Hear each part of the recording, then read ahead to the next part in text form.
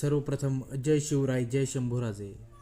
सर्व समस्त मराठी रयतेला छत्रपती संभाजी महाराज राज्याभिषेक सोहळ्याच्या हार्दिक हार्दिक शुभेच्छा.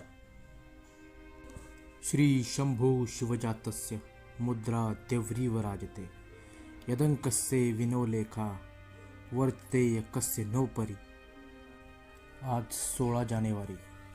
आजचा दिवस म्हणजे मराठ्यांच्या इतिहासातील एक सुवर्ण दिन, मांगल्य दिन. आजच्याच दिवशी 16 जानेवारी 1681 रोजी रायगडावर युवराज शंभूराजांचा विधिवत राजाभिषेक सोहळा पार पडला.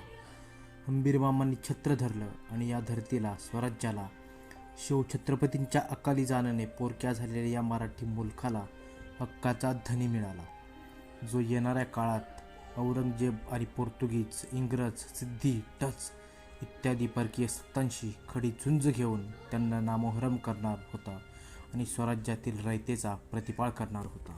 खरं तर एक शंभू भक्त म्हणून खूप दुर्दैव किंवा खूप वाईट वाटतं, कारण जे भाग्य 6 जून 1674 म्हणजे शिवराजाभिषेक सोहळ्याच्या वाटेला आलं, त्या मानाने आजचा दिवस म्हणजे 16 जानेवारी हा दिवस खूपच उपेक्षित. जवळपास 350 वर्ष झाली, परंतु आजही जगभरात 6 जूनचा सोहळा खूप मोठ्या प्रमाणावर साजरा केला जातो.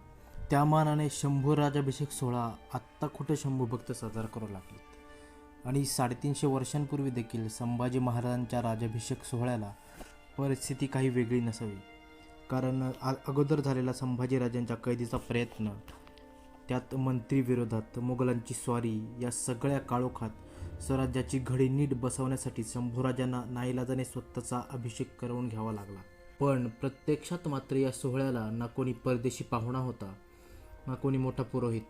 त्यामुळे दुर्दैवाने अस्सल साधनात आपल्याला या सोहळ्याचे वर्णन देखील आढळत नाही. एक अनुपुराण काव्य, त्यात सुद्धा अतिशयोक्ती जास्त, आणि दुसऱ्या उत्तरकालीन बखरी, त्यात कल्पना आणि चुकीच्या गोष्टी जास्त. त्यामुळे हा सोहळा नक्की कसा झाला असेल याचा अंदाज बांधणे आपल्याला कठीण होऊन जाते. आपण बघितलं तर 6 जून रोजी आजही रायगडावर शिवराजाभिषेक सोहळ्याला लाखो शिवभक्त जमतात. तुलनेने 16 जानेवारीला रायगडावर जमणारे लोक मोजकेच. त्यात या सोहळ्याचा अस्सल इतिहास कोणास ठाऊक नाही, त्यामुळे याचे वर्णन कुठे वाचायला मिळत नाही. आणि अनुपुराण या काव्यात असलेली अतिशयोक्ती वजा करून आपणास 350 वर्षांपूर्वी पार पडलेल्या या अद्वितीय सोहळ्याची कल्पना करता येते किंवा करावी लागते. तर राजाभिषेक म्हणजे काय?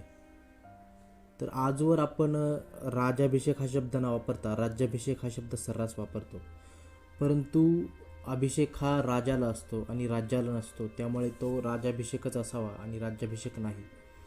तर आजवर मीही राज्याभिषेक हा शब्दच वापरत होतो, आणि तर चुकून पुढे व्हिडिओमध्ये राज्याभिषेक हा शब्द वापरला तर समजून घ्या आणि मला माफ करा अशा अपेक्षा. तर राजाभिषेक म्हणजे काय? आपल्या रयतेला दिलेला ठाम विश्वास म्हणजे राजाभिषेक. आपला एक त्राता आहे, आपला एक रक्षणकर्ता आहे, आपला एक तख्त आहे, याची गोरगरीब रयतेला चिरंतन हमी देणारा सुवर्ण क्षण म्हणजे राजाभिषेक. तर आर्य व्यवस्थेत 3 प्रकारचे राजाभिषेक विधी आपल्याला आढळतात. तर त्यातला पहिला म्हणजे प्रथमाभिषेक, दुसरा म्हणजे संवत्सराभिषेक आणि तिसरा म्हणजे ऐंद्र्याभिषेक. तर अधिष्ठित राजाच्या मृत्यूपूर्वी किंवा मृत्यू होताच युवराजाला आसंदिरोहण केलं जातं, त्याला मंचाकारोहण म्हणजेच प्रथमाभिषेक असं म्हटलं जातं. तर 20 जुलै 1680 रोजी बुधवारी ललित पंचमीच्या दिवशी संभाजीराजांनी स्वतःला मंचाकारोहण करून घेतलं होतं. तर दुसरा विधी म्हणजे संवत्सराभिषेक, तो दरवर्षी करून घ्यायचा असतो. आणि तिसरा विधी म्हणजे ऐंद्र्याभिषेक किंवा महाभिषेक, त्याला आपण राजाभिषेक असं म्हणतो. शिवछत्रपतींच्या अकस्मात निधनानंतर औरंगजेब स्वराज्य गिळंकृत करण्यासाठी दख्खनेत आला. स्वराज्याला अभिषिक्त राजा नव्हता, त्यामुळे तब्बल 9 महिन्यांनी संभाजीराजांनी स्वतःला राजाभिषेक करून घेतला. तर रायगड 6.5 वर्षांनी सजला होता. शिवरायांच्या जाण्याने निराश हताश झालेली रयत सुखावली आणि तो दिव्य सोहळा रायगडी पार पडला दिमाखात. आणि औरंगजेबरूपी मदमस्त हत्तीला पराभूत करण्यासाठी सिंहाचा तो पराक्रमी छावा सज्ज झाला.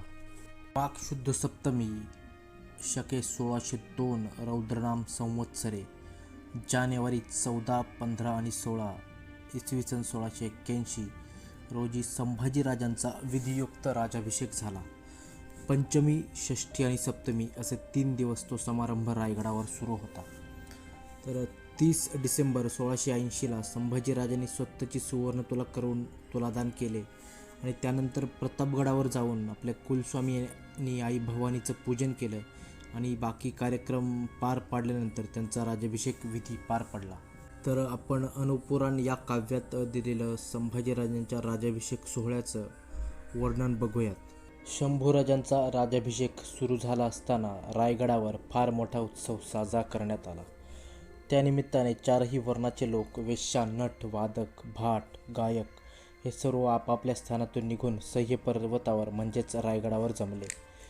नाना देशांचे लोक दरबारात बसलेले असताना, भाट लोक बिरदावली उच्चारत असताना, वाद्य वाजवत असताना, गायक लोक गीत गात असताना, वेश्या नाचत असताना, मंडप सजवले जात असताना, देवतांचे आवाहन आणि अग्नीमध्ये होम केले जात असताना, ग्रहमय मातृकापूजन, राक्षोहन, मंत्रपाठ ही धर्मकृत्ये चालू असताना, पंडित लोक हे ज्ञान आहे, हे ध्येय आहे, आत्मा असा आहे, परमात्मा असा आहे, जीवशिवांचे ऐक्य आहे या विषयांवर वादविवाद करत असताना, तीर्थजलांनी स्नान केलेल्या, नित्याचे अभिषेक, आणहिक दान, देवपूजा, गोपूजा, आचार्य, पिता माता यांना नमस्कार, कुलदेवता महादेवाचे स्मरण करून व अलंकार धारण करून, नांदी श्राद्ध, पुण्याह वाचन इत्यादी विधी आटोपल्यानंतर पुरोहित व सुवासिनींनी ओवाळलेल्या लोकांकडून आणि पूर्ण पात्र हातात घेतलेल्या आणि नटलेल्या सुवासिनींकडून पाहिल्या जाणाऱ्या,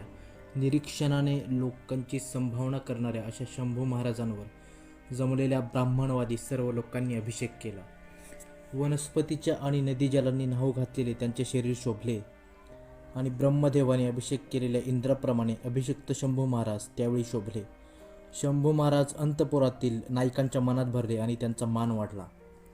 तर शंभूराजांचे वर्णन करताना अनुपुराणकर्ता लिहितो की रेशमी वस्त्रे धारण केलेल्या, अत्यंत तेजस्वी, केशरी गंध लावलेला, चंदनाची उटी व फुलांच्या माळा धारण केलेला, जरी पटका बांधलेला, चिखलात ढाल, तलवार, धनुष्य ही आयुधे धारण केलेला, सोन्याच्या कंबरपट्ट्याने ज्याने कंबर बांधली आहे आणि शेला पांघरलेला, वर छत्र धरलेला, बाजूला चौऱ्या ढाळल्या जात असलेला असा शंभू महाराज अधिकारानुसार आपापल्या स्थानांवर बसलेल्या आणि हात जोडलेल्या सरदारांकडून स्तुती पाहिला गेला.